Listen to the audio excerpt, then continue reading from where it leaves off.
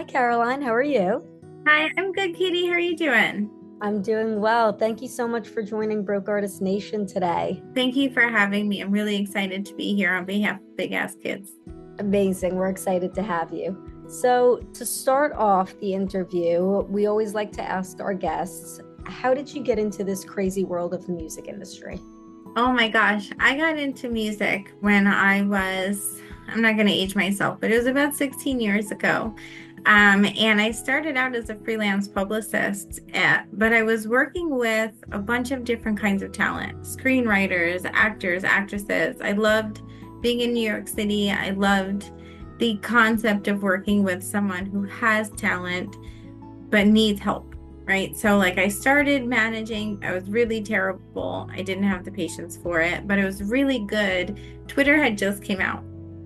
Facebook was a thing. It was the blog era. And it was like the peak of the blog era. So everyone was doing write-ups and we were all outside with like 3, 4 listening sessions a night. And I just really fell in love with developing artists. Like, man, it is so cool to be able to take this beautiful art and this music, and just help shape who you are for the world to see. And that was my role. It's like I have the privilege of working with artists at the very, very beginning and shaping who they are, shaping their external identity. Um, what media do you need to be in? Who needs to know you? What red carpet do you need to walk down? What hands do we need to shake? And it was like so exciting and exhilarating for me. And then to see them get on stage, to see them perform at MetLife Stadium. Oh my God, I'll never forget. My artist got a MetLife Stadium. I'm like, this is fucking amazing. And I never looked back. I love how you started there and you've now shifted into sort of a different role. Do you want to tell Broke Artist Nation a little bit about Big Ass Kids and where that's taken you today? Yeah, for sure. So Big Ass Kids started as a record label, but my partner Leroy Benrose, who started it in 2021 with the See You Next Year album. So Tizo Touchdown, Mike Dean, Red Veil, all these really cool creatives were part of the project with Pigeons and Planes. And at that point, we had just started dating. So, I had left Universal about a year before, not even, maybe 6 months beforehand. I was like figuring out what I wanted to do. I knew I didn't want to go back to work. I knew I wanted to be a freelancer like I was at the very beginning of my career. So Leroy's like doing all these cool things with See You Next Year, and the Pigeons team is involved in ADA. And he's like, do you want to work with me? I'm like, no, I don't want to work with my boyfriend. That's weird. But I just saw, I had a vision. And I'm like, you keep See You Next Year and all these really cool, amazing things you're doing. But all of these artists need help, right? They need support. They want to work with either Leroy as a manager or me as a publicist. And I'm like, well, I don't want to be a publicist anymore. I knew after COVID that wasn't going to be a thing for me. And he didn't necessarily want to manage any new artists, but we had all these amazing friends that needed freelance work, right? So I'm like, okay, cool. My vision was to create an ecosystem where the artists from our projects, from our social media engagement, can have a safe space to hire people that they need that will really help them. So then we launched our artist services division, and we're selling service packages and connecting artists with freelancers that I knew. And then all of a sudden the layoffs happened. So we put out a spreadsheet on LinkedIn. I was like, hey, if you're taking on work, if you have 5 or more years of working in music, fill out the spreadsheet. I'll get on a quick call with you. I'll vet you, make sure you're really who you say you are. And then I'll start passing work off to you. And that got crazy. We got like well over 600 applications. There were so many artists that wanted to work with us. So I'm like, okay, this is not sustainable. So then I built out the playground, and I kind of put my creator hat on and built out the community to what it is now, which is a digital space. Anyone can join, become a member, and you'll be directly connected and have full access to hundreds and hundreds of vetted music professionals who are fully available to work with artists. Full access to me and the B.A.K team for any kind of consultation or support or just to ask a question. How many times, as an artist, you're like, I'm so stuck on this rollout. I can't afford a really expensive marketing consultant. I literally just want to ask a question.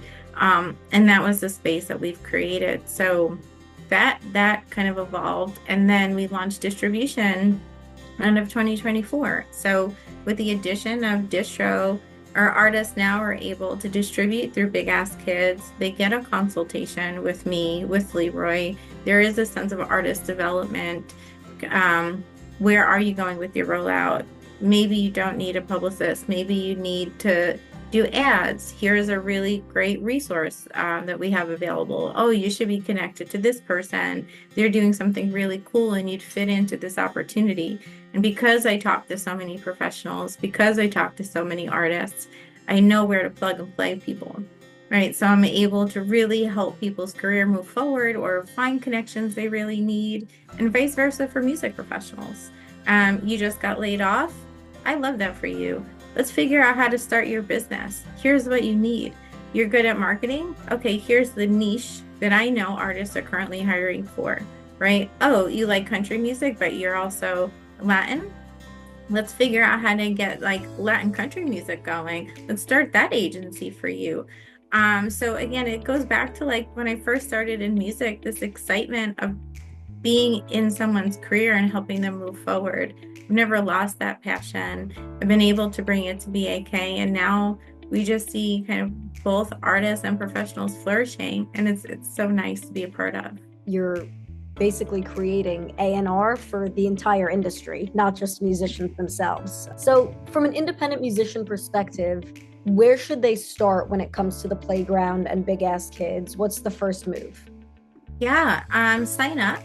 There's a 7-day free trial, so you don't have to pay anything. You can get in there, full access for a week, see if it's right for you. When you sign up, you'll have a link to schedule a call with me. So immediately you'll be able to come in, connect with me. I'll give you a personal walkthrough of the platform, and I'll get to know you.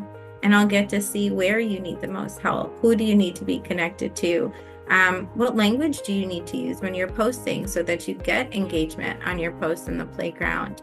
Oh, make sure you show up for this live event. This is going to teach you something that you need to know, right? So there's like an immediate connection between me and the person who signs up.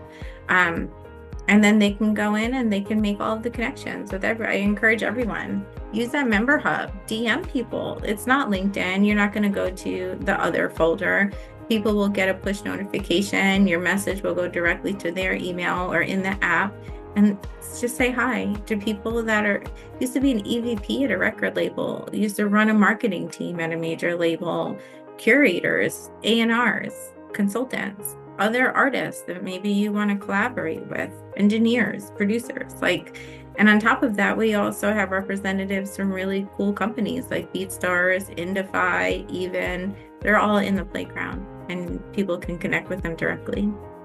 That is super cool. I am so excited to share this resource with the broke artists. I mean, Big Ass Kids, the playground, the concept itself is something that is so needed. We need these connections. It feels like almost everyone's in freelance now. So this is awesome. Thank you so much, Caroline. Yeah, thank you so much for having me. And you're right, everything is independent now, from music artists staying independent to music professionals wanting to be independent and being entrepreneurs and owning their career again. Right? Just like artists get dropped, music professionals get dropped from labels too during a layoff. And now when you focus on building your own, owning your own, you don't have to worry about getting laid off. You don't have to worry about getting dropped. You can do it yourself. And the playground allows you an environment to really thrive in and build an independent career.